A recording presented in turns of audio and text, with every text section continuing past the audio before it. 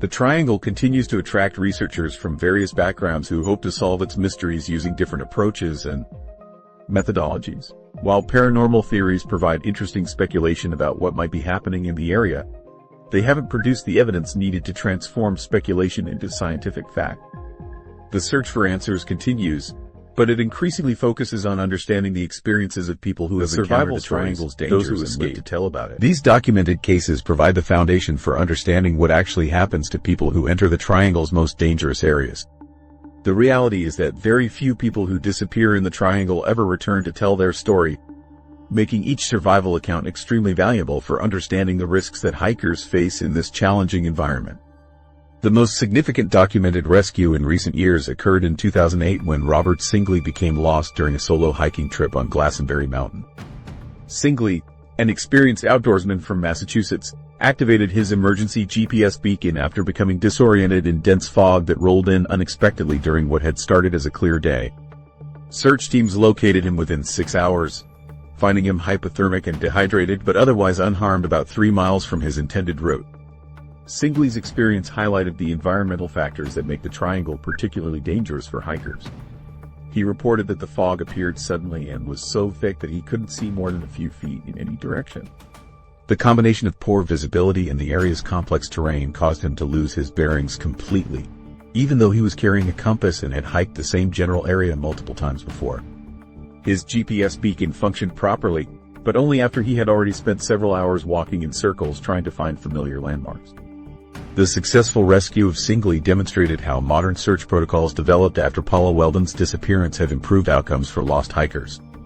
The Vermont State Police implemented standardized procedures for coordinating search operations, including rapid deployment of helicopter, reconnaissance and systematic ground searches using trained volunteers. These protocols, combined with improved communication equipment and GPS technology, have made it possible to locate missing hikers more quickly and effectively than was possible in the 1940s. Search and rescue teams have learned valuable lessons from each triangle incident, leading to improved safety recommendations for hikers planning to visit the area. The Vermont State Police now emphasize the importance of hiking with partners, carrying multiple forms of emergency communication, and informing others about planned routes and expected return times. These safety measures have helped reduce the number of people who become lost in the triangle, though they haven't eliminated disappearances entirely. The few people who have been successfully rescued from dangerous situations in the triangle typically report similar experiences involving sudden weather changes, equipment malfunctions, and disorientation that occurs more rapidly than they expected. These accounts consistently describe environmental conditions that change quickly enough to catch experienced hikers off guard, creating situations where normal navigation methods become unreliable. Weather-related rescues in the triangle often involve hikers who encountered conditions that differed significantly from weather forecasts. The mountainous terrain creates microclimates that can produce fog, wind, and temperature changes that aren't predicted by regional weather services. Hikers who plan their trips based on valley weather conditions may find themselves facing dangerous conditions at higher elevations, particularly during seasons when weather patterns are unstable. Equipment failures reported by rescued hikers include compass malfunctions, GPS devices that lose satellite signals, and communication equipment that stops working in areas where it should function normally. These equipment problems often occur in combination with weather changes, creating situations where hikers lose both their navigation tools and their ability to call for help simultaneously. The psychological effects of becoming lost in the triangle appear to be more severe than similar experiences in other wilderness areas. Rescued hikers often report feeling unusually anxious or disoriented even before they realize they were lost, suggesting that environmental factors in the area may affect human psychology in ways that aren't fully understood. These psychological effects can impair decision-making abilities and make it more difficult for lost hikers to take appropriate action to ensure their safety. Medical evaluation of rescued hikers has revealed physical effects that seem disproportionate to the time they spent lost. Hikers rescued after being missing for only a few hours sometimes show signs of dehydration and exhaustion that would normally take much longer to develop. These physical effects suggest that the stress of being lost in the triangle may be more severe than similar experiences in other locations. The terrain itself presents unique challenges that make rescue operations more difficult than in other wilderness areas. The combination of steep slopes, dense forest cover, and unstable ground conditions means that search teams must move slowly and carefully, limiting their ability to cover large areas quickly. The same terrain features that make it easy for hikers to become lost also make it difficult for rescue teams to locate them. Despite improvements in search technology and coordination, the Triangle continues to present challenges that can overwhelm even modern rescue capabilities. The area's reputation for difficult search conditions means that rescue teams must be prepared for operations that may take longer and require more resources than similar rescues in other locations. The success stories, while encouraging, represent only a small fraction of the people who have entered the Triangle's most dangerous areas. The vast majority of those who disappear are never found, leaving their families without answers and investigators without clear explanations for what happened to them. The few who return provide valuable insights into the environmental hazards that exist in the area, but they also highlight how much remains unknown about the Triangle's most dangerous zones. The documented rescue cases have helped establish safety protocols and search procedures, but they haven't solved the fundamental mystery of why so many people continue to vanish without a trace in this particular area. The Triangle's reputation for unexplained disappearances persists because the successful rescues represent exceptions rather than the rule, leaving researchers to wonder what happens to those who don't make it back to tell their stories. The gap between documented rescues and unexplained disappearances has prompted investigators to take a more systematic approach to studying the Triangle's phenomena, leading to comprehensive research efforts that go far beyond traditional search and rescue operations. The 2025 investigation results. Media coverage has brought the Bennington Triangle to national attention through various television programs and documentaries that have examined the area's mysterious history. William Shatner's Weird or What featured the Triangle in an episode that explored the famous 5 disappearances and the theories surrounding them. The show presented the cases as unexplained mysteries while maintaining a balanced approach that considered both conventional and paranormal explanations for the vanishings.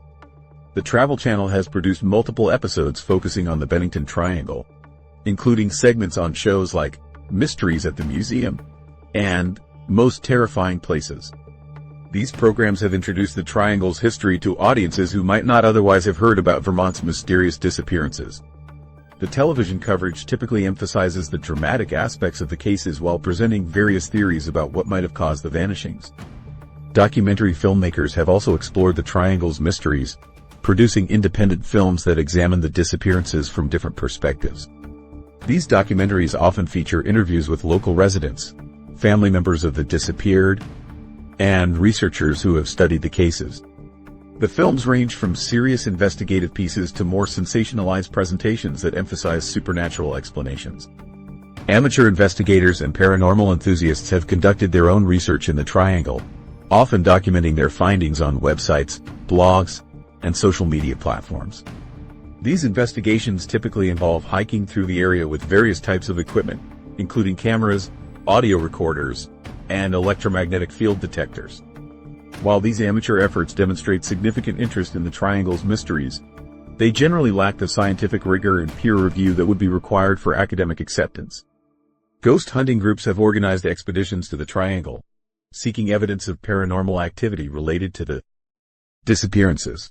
These groups often use equipment similar to that featured in paranormal television shows, including digital thermometers, motion sensors, and night vision cameras. Their investigations typically focus on areas where disappearances occurred, looking for signs of supernatural presence or activity. Online communities dedicated to discussing the Triangle have emerged on various platforms, where enthusiasts share theories, photographs, and personal experiences from visits to the area. These communities serve as forums for exchanging information about the Triangle's history and ongoing mysteries. The discussions range from serious analysis of the disappearance cases to speculation about paranormal explanations for the phenomena. Local tour guides have incorporated Triangle mysteries into their presentations, offering visitors information about the disappearances and the theories that have been proposed to explain them. These tours typically visit locations associated with the famous 5 cases and other significant sites within the Triangle. The guides present the information as local folklore and historical curiosities rather than verified facts. Academic researchers have occasionally studied aspects of the Triangle's history, though their work typically focuses on documented historical events rather than paranormal claims. Historians have examined the social and economic factors that may have contributed to the area's reputation, including the decline of logging communities and the challenges of conducting search operations in remote wilderness areas. Psychological researchers have studied the triangle phenomenon as an example of how folklore and media coverage can influence public perception of unexplained events. Their work examines how stories about mysterious disappearances can become embedded in local culture and attract ongoing attention from people seeking explanations for unusual phenomena.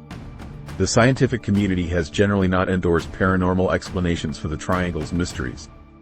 Mainstream researchers who have examined the disappearance cases typically attribute them to conventional factors such as accidents, weather conditions, human error, and the challenges of conducting searches in difficult terrain.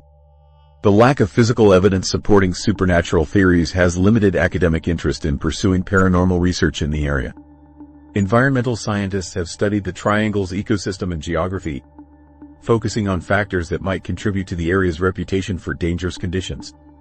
Their research has identified legitimate environmental hazards including unstable terrain, unpredictable weather patterns, and navigation challenges that could account for some of the disappearances without requiring supernatural explanations.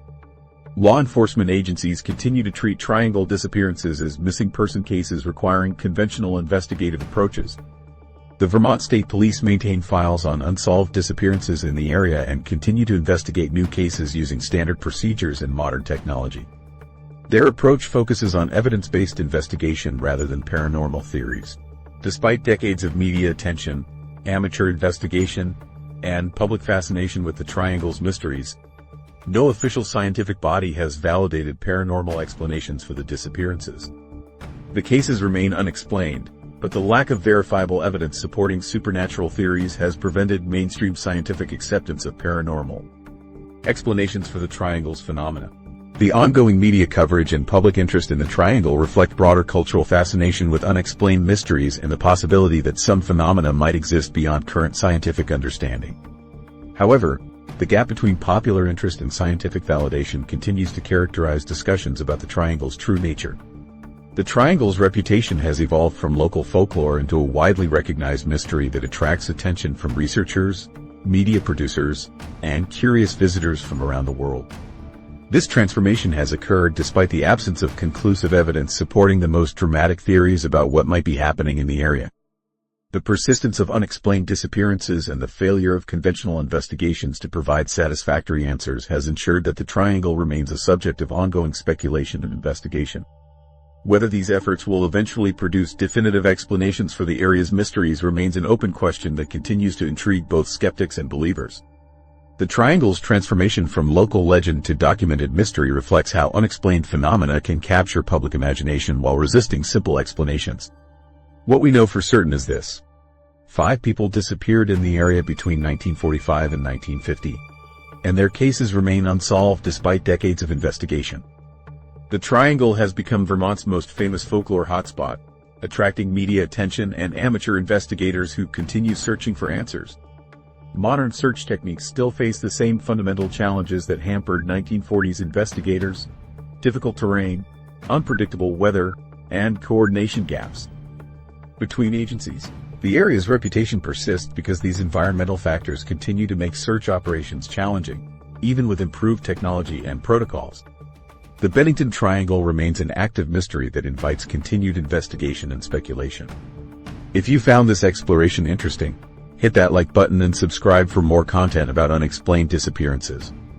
Share your own theories about Vermont's missing persons cases in the comments below, but keep them grounded in the documented facts we've discussed.